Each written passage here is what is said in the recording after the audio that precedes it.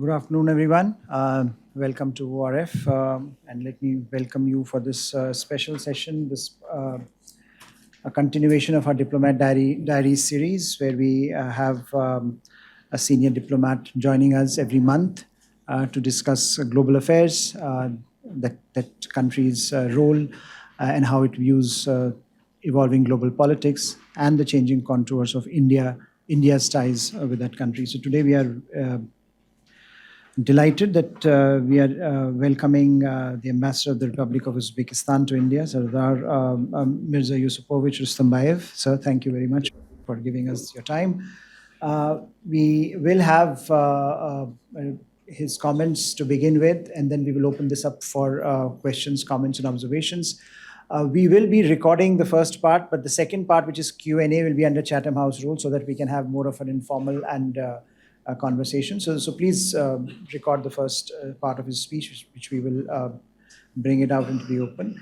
And as we have been looking, he will be, of course, talking about India-Uzbekistan, Uzbekistan's view of the world and the region, how it views the changing geopolitics. And of course, there is some speculation around India Central Asia Forum also happening later this month. So some of those points will emerge. But let me first give the floor to Excellency. Good afternoon. Namaskar.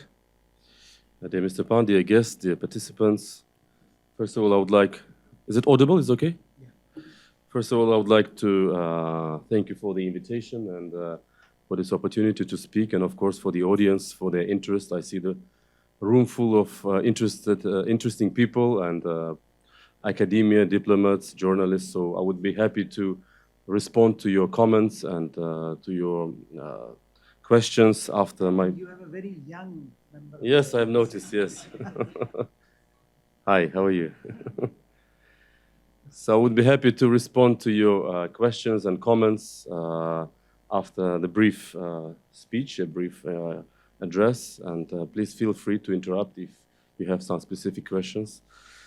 So to begin with, I would like to say that Uzbekistan considers India is one of the cradles of civilization historically.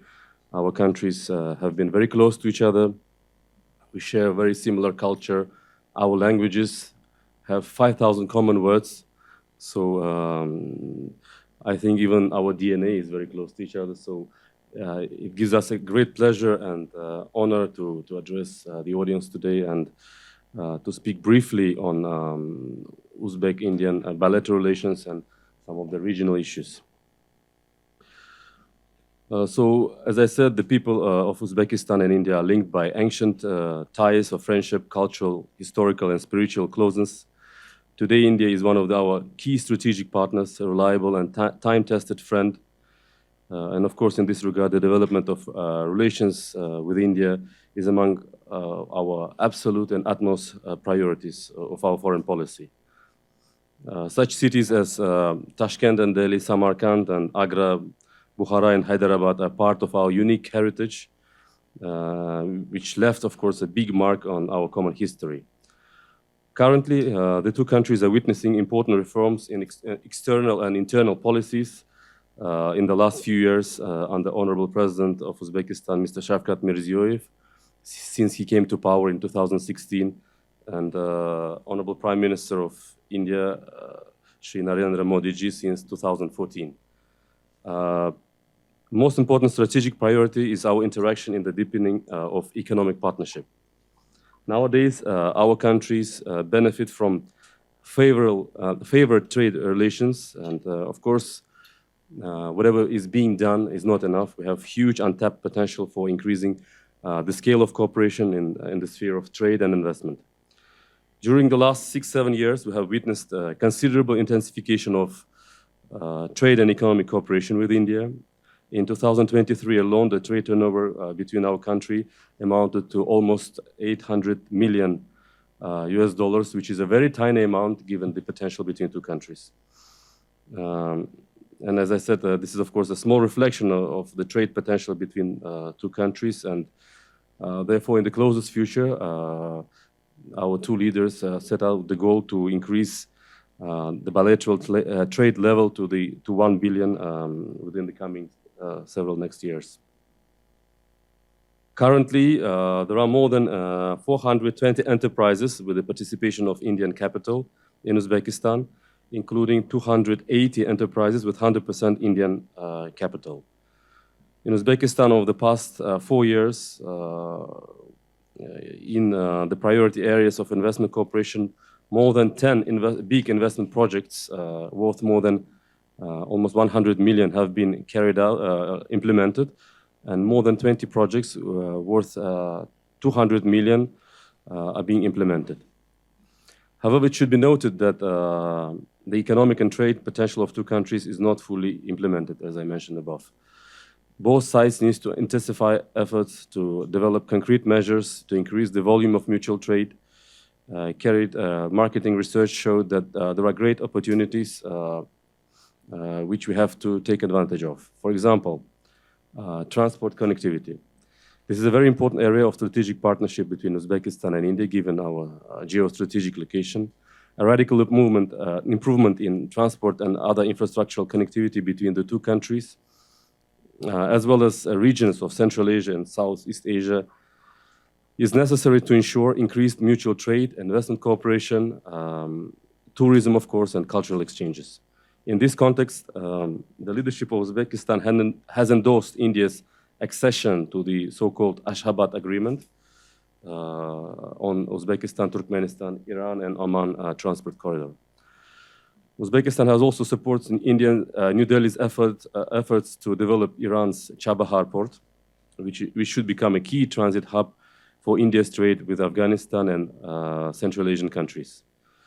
The president of Uzbekistan has also approved the decision to join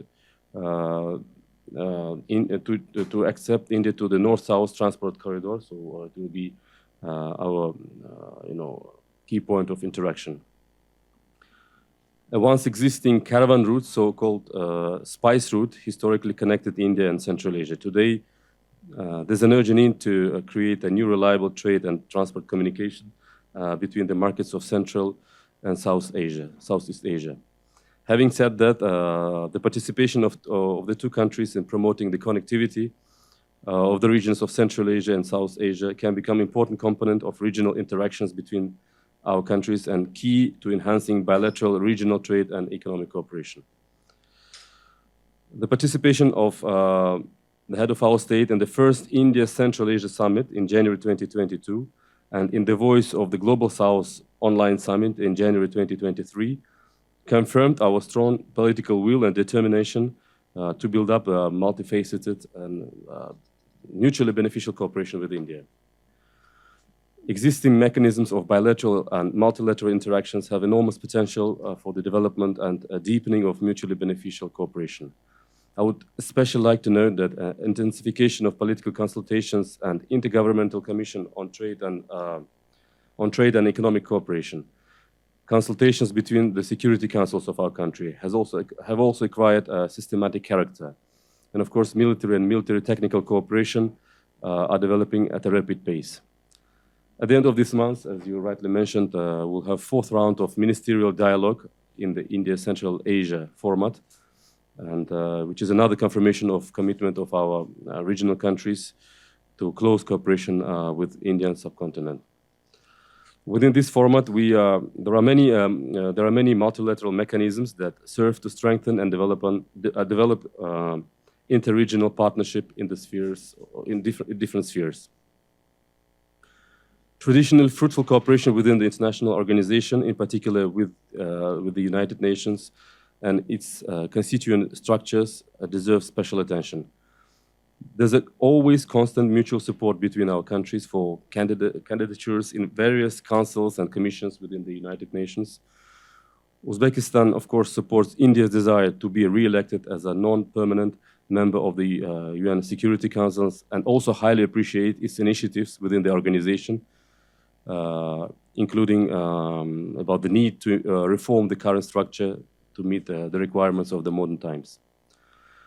Current trends in transformation in the international arena require close and more effective cooperation within multilateral formats.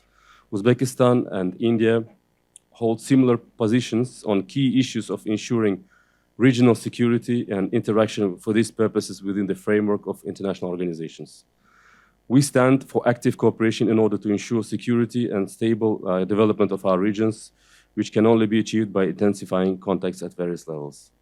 I would like to separately note that constructive cooperation between Uzbekistan and India within the Shanghai Cooperation Organization. Of course, we are grateful for India's fruitful and meaningful chairmanship in the organization and look forward to continuing effective cooperation in the SCO and implementing decisions taken.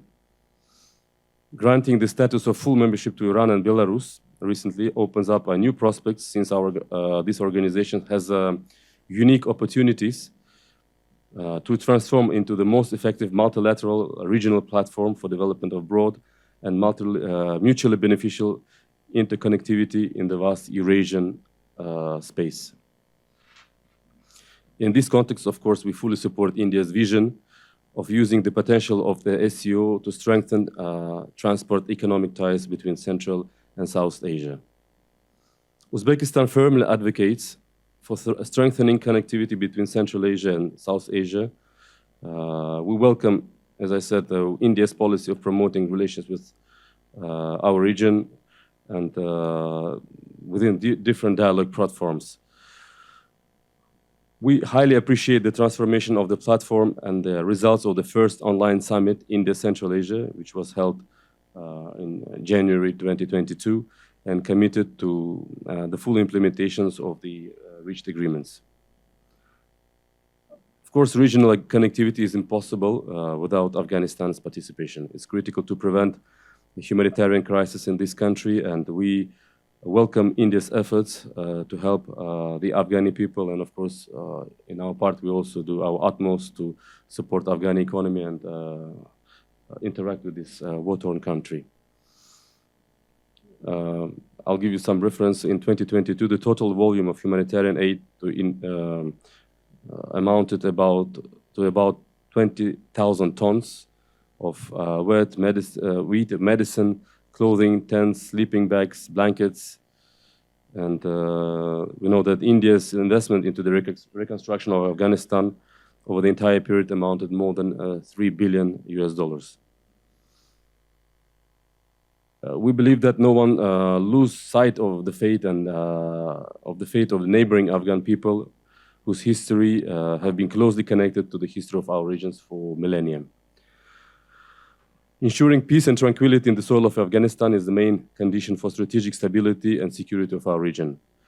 However, the current context of growing conflicts in other parts of the world, these serious problems is relegated, unfortunately, to the secondary level.